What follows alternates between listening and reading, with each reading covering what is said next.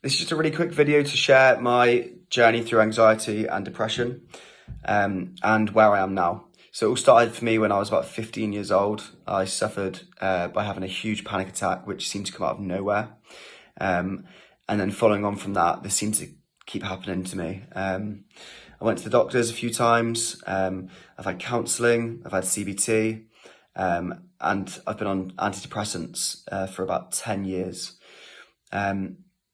I was okay with this. I just thought it was something that I suffered with and something that I was going to have to put up with. I had a label now that I suffered with generalized anxiety disorder.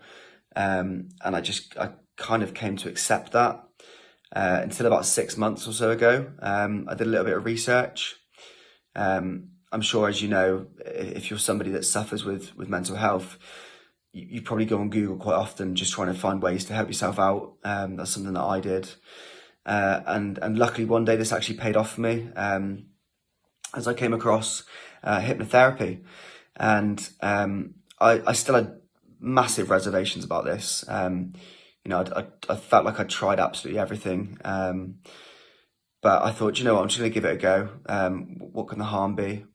So I had a consultation with Les, and we discussed where I am now, and where I wanted to be.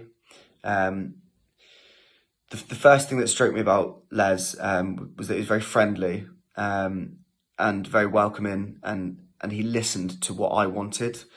And he didn't just listen and not say anything back to me.